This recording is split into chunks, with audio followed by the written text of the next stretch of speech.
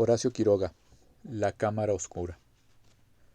Una noche de lluvia nos llegó al bar de las ruinas la noticia de que nuestro juez de paz, de viaje en Buenos Aires, había sido víctima del cuento del tío y regresaba muy enfermo.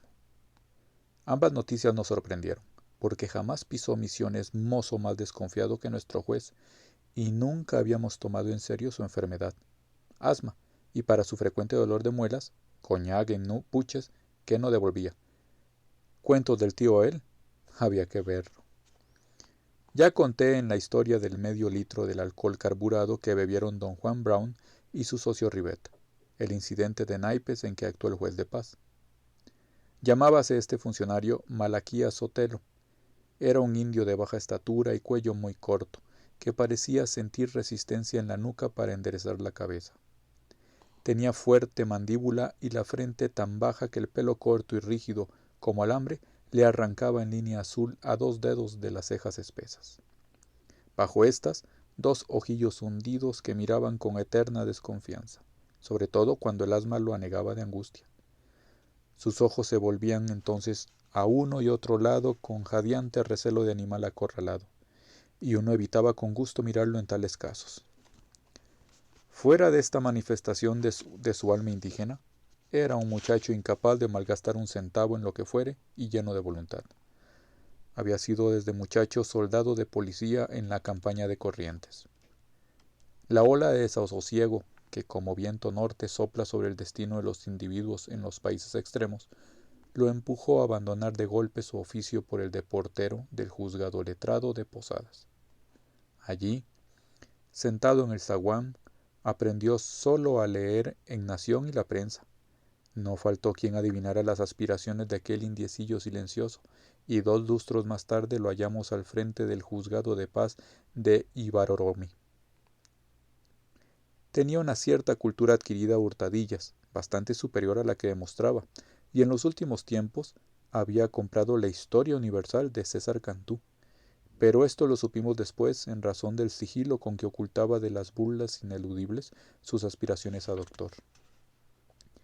A caballo, jamás se lo vio caminar 2 cuadras. Era el tipo mejor vestido del lugar, pero en su rancho andaba siempre descalzo y al atardecer leía a la vera del camino real en un sillón de hamaca, calzado sin medias con mocasines de cuero que él mismo se fabricaba. Tenía algunas herramientas de talabartería y soñaba con adquirir una máquina de coser calzado. Mi conocimiento con él databa desde mi llegada misma al país, cuando el juez visitó una tarde mi taller a averiguar, justo al final de la ceremoniosa visita, qué procedimiento más rápido que el tanino conocía yo para curtir cuero de carpincho, sus zapatillas, y menos quemante que el bicromato. En el fondo el hombre me quería poco, o por lo menos desconfiaba de mí, y esto supongo que provino de cierto banquete con que los aristócratas de la región, plantadores de hierba, autoridades y bolicheros, festejaron al poco tiempo de mi llegada una fiesta patria en la plaza de las ruinas jesuíticas, a la vista y rodeados de 1000 pobres diablos y criaturas ansiosas. Banquete al que no asistí, pero que presencié en todos sus aspectos, en compañía de un carpintero tuerto que una noche negra se había vaciado un ojo por estornudar con más alcohol del debido sobre un alambrado de púas, y de un cazador brasileño, una vieja y huraña bestia de monte que después de mirar de reojo por 3 meses seguidos mi bicicleta, había concluido por murmurar: «Caballo de pau». Lo poco protocolar de mi compañía y mi habitual ropa de trabajo, que no abandoné en el día patrio, este último sobre todo, y fueron sin duda las causas del recelo que nunca se desprendió a mi respecto el juez de paz. Se había casado últimamente con Elena Pilsudski, una polaquita muy joven que lo seguía desde 8 años atrás y que cosía la ropa de sus chicos con el hilo de talabartero de su marido.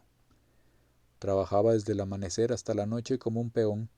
El juez tenía buen ojo y recelaba de todos los visitantes, a quienes miraba de un modo abierto y salvaje, no muy distinto del de sus terneras, que apenas corrían más que su dueña, como cuando ésta, con la falda a la cintura y los muslos al aire, volaba tras ellas al alba por entre el alto espartillo empapado en agua. Otro personaje había aún en la familia, bien que no honrara a Ibiraromi con su presencia sino de tarde en tarde. don Stanislao Piłsudski, suegro de Sotelo. Era este un polaco cuya barba lacia seguía los ángulos de su flaca cara, calzado siempre de botas nuevas y vestido con un largo saco negro a modo de caftán. Sonreía sin cesar, presto a adelantarse a la opinión del más pobre ser que se le hablara, constituyendo esto su característica de viejo zorro. En sus estadías entre nosotros no faltaba una sola noche al bar, con una vara siempre distinta si hacía buen tiempo, y con un paraguas si llovía. Recorría las mesas de juego, deteniéndose largo rato a cada una para ser grato a todos, o se paraba ante el billar con las manos por detrás y bajo del saco, balanceándose y aprobando toda carambola, pifiada o no. Le llamábamos corazón lindito, a causa de ser esta su expresión habitual para calificar la hombría de bien de un sujeto. Naturalmente, el juez de paz había merecido antes que nadie tal expresión, cuando Sotelo, propietario y juez, se casó por amor a sus hijos con Elena. Pero a todos, nosotros, alcanzaban también las efusiones de admirado rapaz. Tales son los personajes que intervienen en el asunto fotográfico que es el tema de este relato. Como dije al principio, la noticia del cuento del tío sufrido por el juez no había hallado entre nosotros la menor acogida. Sotelo era la desconfianza y el recelo mismos, y por más provinciano que se sintiera en el paseo de Julio, ninguno de nosotros hallaba en él madera ablandable por cuento alguno. Se ignoraba también la procedencia del chisme, había subido, seguramente, desde Posadas, como la noticia de su regreso y de su enfermedad, que desgraciadamente era cierta. Yo la supe el primero de todos al volver a casa una mañana con la azada al hombro. Al cruzar el camino real, a Puerto Nuevo, un muchacho detuvo en el puente el galope de su caballo blanco para contarme que el juez de paz había llegado la noche anterior en un vapor de la carrera al Iguazú y que lo habían bajado en brazos porque venía muy enfermo y que iba a visitar a su familia para que lo llevaran en un carro. ¿Pero qué tiene?, le pregunté al chico. Yo no sé, repuso el muchacho. No puede hablar. ¿Tiene una cosa en el resuello? Por seguro que estuviera yo de la poca voluntad de Sotelo hacia mí, y de que su decantada enfermedad no era otra cosa que un vulgar acceso de asma, decidí ir a verlo. Ensillé pues mi caballo y en 10 minutos estaba allá. En el puerto nuevo de Ibarraromi se levanta un gran galpón nuevo que sirve de depósito de hierba, y se arruina un chalet deshabitado, que es un tiempo fue almacén y casa de huéspedes. Ahora está vacío, sin que se halle en las piezas muy oscuras otra cosa que alguna guarnición mohosa de coche y un aparato telefónico por el suelo. En una de estas piezas encontré a nuestro juez acostado, vestido en un catre sin saco. Estaba casi sentado, con la camisa abierta y el cuello postizo desprendido, aunque sujetado aún por detrás. Respiraba como respiraba un asmático en un violento acceso, lo que no es agradable de contemplar. Al verme agitó la cabeza de la almohada, levantó un brazo que se movió en desorden y después el otro que se llevó convulso a la boca, pero no pudo decirme nada. Fuera de sus facies, del hundimiento insondable de sus ojos y del afilamiento terroso de la nariz, algo sobre todo atrajo mi mirada. Sus manos, saliendo a medias del puño de la camisa, descarnadas y con las uñas azules, los dedos lívidos y pegados que comenzaban a arquearse sobre la sábana.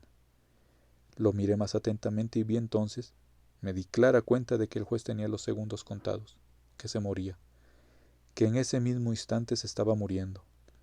Inmóvil a los pies del catre lo vi tantear algo en la sábana y como si no lo hallara, hincar despacio las uñas. Lo vi abrir la boca, mover lentamente la cabeza, fijar los ojos con algún asombro en un costado del techo y detener allí la mirada, hasta ahora fija, en el techo de zinc por toda la eternidad. Muerto.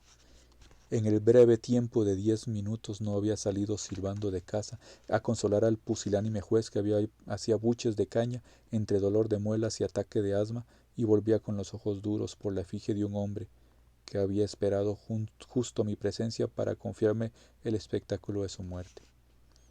Yo sufro muy vivamente estas impresiones. ¿Cuántas veces he podido hacerlo? He evitado mirar un cadáver. Un muerto es para mí algo muy distinto de un cuerpo que acaba simplemente de perder la vida. Es otra cosa, una materia horriblemente inerte, amarilla y helada, que recuerda horriblemente a alguien que hemos conocido. Se comprenderá así mi disgusto ante el brutal y gratuito cuadro con que me había honrado el desconfiado juez. Quedé el resto de la mañana en casa, oyendo el ir y venir de los caballos al galope, y muy tarde ya cerca del mediodía, vi pasar en un carro de playa tirado a gran trote por 3 mulas, a Elena y su padre, que iban de pie saltando prendidos a la baranda. Ignoro aún por qué la polaquita no acudió más pronto a ver a su difunto marido. Tal vez su padre dispuso así las cosas para hacerlas en forma. Viaje de ida con la viuda en el carro y regreso en el mismo con el muerto bailoteando en el fondo. Se gastaba así menos. Esto lo vi bien cuando a la vuelta Corazón Lindito hizo parar el carro para bajar en casa a hablarme moviendo los brazos. Ah, señor, qué cosa. Nunca tuvimos en Misiones un juez como él. Y era bueno, sí. Lindito corazón tenía. Y le han robado todo, aquí en el puerto. No tiene plata, no tiene nada. Ante sus ojeadas, evitando mirarme en los ojos, comprendí la terrible preocupación del polaco, que desechaba como nosotros el cuento de la estafa en Buenos Aires, para creer que en el puerto mismo, antes o después de muerto, su yerno había sido robado. Ah, señor, cabeceaba, llevaba 500 pesos. ¿Y en qué gastó? Nada, señor. Él tenía un corazón lindito y trae 20 pesos. ¿Cómo puede ser eso? Y tornaba a fijar la mirada en mis botas para no subirla hasta los bolsillos del pantalón, donde podía estar el dinero de su yerno. Le hice ver a mi modo la imposibilidad de que yo fuera el ladrón, por simple falta de tiempo, y la vieja garduña se fue hablando consigo mismo. Todo el resto de esta historia es una pesadilla de 10 horas. El entierro debía efectuarse esa misma tarde al caer el sol. Poco antes vino a casa la chica mayor de Elena a rogarme de parte de su madre que fuera a sacar un retrato al juez. Yo no lograba apartar de mis ojos al individuo dejando caer la mandíbula y fijando a perpetuidad la mirada en un costado del techo, para que yo no tuviera dudas de que no podía moverse más porque estaba muerto. Y he aquí que debía verla de nuevo, reconsiderarlo, enfocarlo y revelarlo en mi cámara oscura. Pero ¿cómo privar a Elena del retrato de su marido, el único que tendría de él? Cargué la máquina con 2 placas y me encaminé a la casa mortuoria. Mi carpintero tuerto había construido un cajón en ángulos rectos, y dentro estaba metido el juez sin que sobrara un centímetro en la cabeza ni en los pies, las manos verdes cruzadas a la fuerza sobre el pecho. Hube que sacar el ataúd de la pieza muy oscura del juzgado y montarlo casi vertical en el corredor lleno de gente, mientras 2 peones lo sostenían de la cabecera. De modo que bajo el velo negro tuve que empapar mis nervios sobreexcitados en aquella boca entreabierta, más negra hacia el fondo, más que la muerte misma, en la mandíbula retraída hasta dejar el espacio de un dedo entre ambas dentaduras, en los ojos de vidrio opaco bajo las pestañas como glutinosas e hinchadas, en toda la crispación de aquella brutal caricatura de hombre. La tarde caía ya y se clavó a prisa el cajón, pero no sin que antes viéramos venir a Elena trayendo a la fuerza a sus hijos para que besaran a su padre. El chico menor se resistía con tremendos alaridos, llevándola arrastrada por el suelo. La chica besó a su padre, aunque sostenida y empujada de la espalda, pero con un horror tal que ante aquella horrible cosa en que querían viera a su padre, que a estas horas, si aún vive, debe recordarlo con algún horror.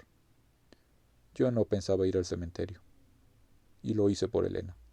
La pobre muchacha seguía inmediatamente el carrito de bueyes entre sus hijos, arrastrando de una mano a su chico, que gritó en todo el camino, y cargando con el otro brazo a su infante de 8 meses. Como el trayecto era largo y los bueyes trotaban casi, cambió varias veces de brazo rendido con el mismo presuroso valor.